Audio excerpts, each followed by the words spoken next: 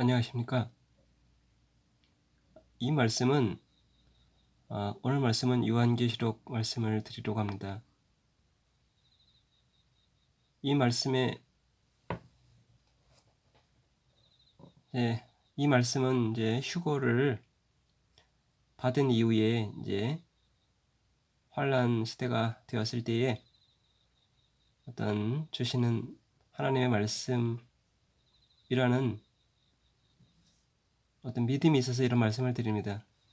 이 말씀을 읽을 때에는 어떤 그러한 상황이 어느 정도로 심각한지는 잘 모르겠지만 이 시대에 이르러서는 반드시 자신의 어떤 영혼의 상태를 다시 한번 자각할 수 있는 상황이 된다라고 보고요.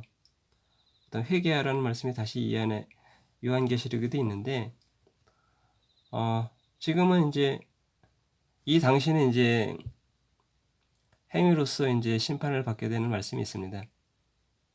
이 상황에 들어가기 전에 휴거를 받는 자들은 요새처럼 단지 진정으로 탕자의 회개에서 나오듯이 자신이 죽을 수밖에 없는 죄인이라는 것을 시인하고 그것을 통하여서 진정으로 회개하고 십자가를 통하여서 그 구원의 복음을 진실로 받아들이고 그리고 이제 성령을 받고 거듭난 이후에 휴거를 받고 나서 어떠한 이러한 시대적인 상황이 벌어졌을 때에 과연 그때에 들어갔을 때 남는 자들은 과연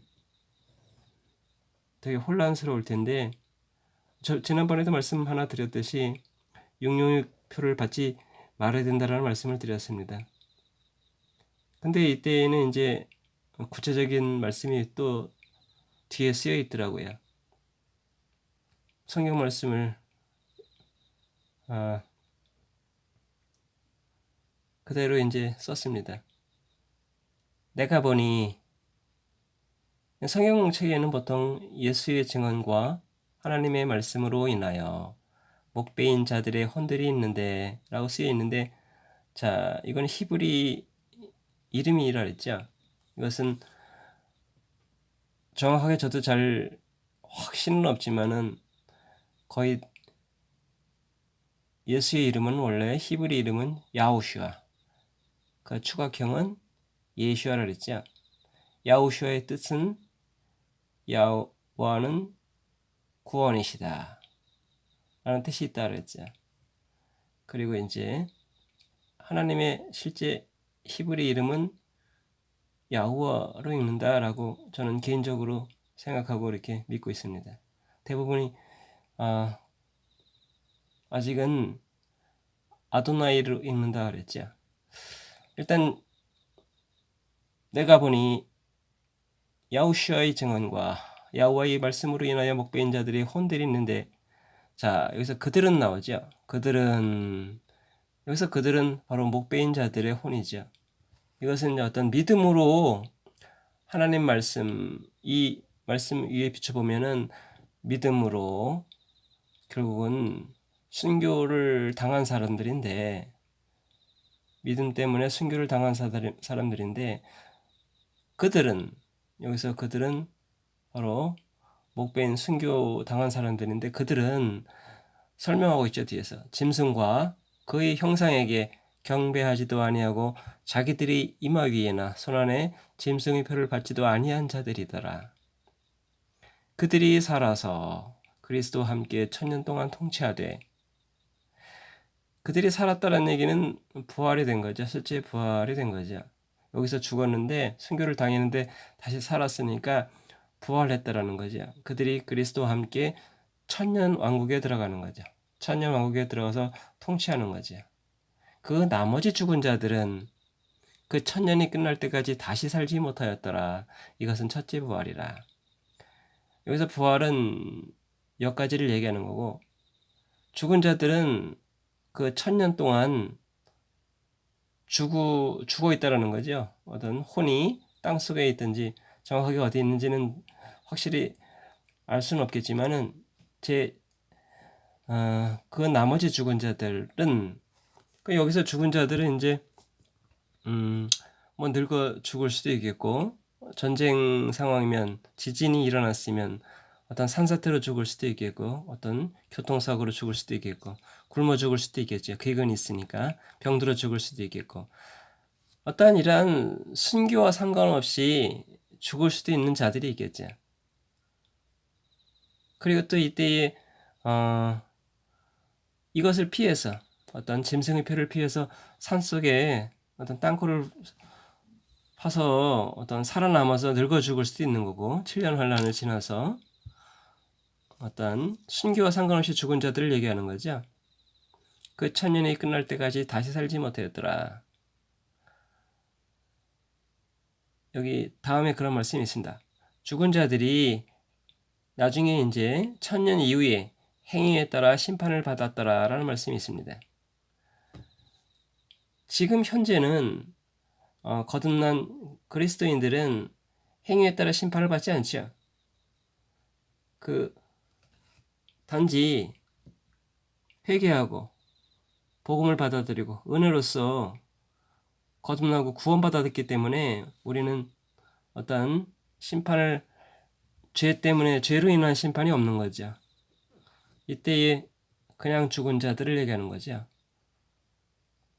요새 보면은 부자들이 어떤 미국 같은 데 보면은 땅속에 어떤 핵전쟁 이런 걸 피해서 땅속에다가 식량을 저장한다든지 물을 저장한다든지 엄청난 것들을 쌓아놓고 있는 어떤 그런 뉴스들을 본 적이 있습니다. 그들이 이제 미지근한 상태에서라면 순교를 피해서 살아남을 수도 있겠죠. 그러나 결국 그 사람들은 죽는 거죠. 결국은 그 사람들은 천년 이후에 이제 행위에 따라 심판을 받는다라고 하는 거죠. 이 율법에 따라 심판을 받았기 때문에 율법으로서 의로울 수 없는데 어떤 뭐 섬에서 가서 살 수도 있겠고 밀림 속에 가서 살 수도 있겠고 살아남을 수도 있겠죠. 그러나 그들은 순교 행위로서 이때 상황에서는 이제 제 개인적인 자의적인 해석인데 휴거 이후에 어떤 미지근한 상태의 믿음이 있었다면 이 사람들은 행위로서 순교로서 믿음을 증명해야 된다는 것이 개인적인 생각입니다.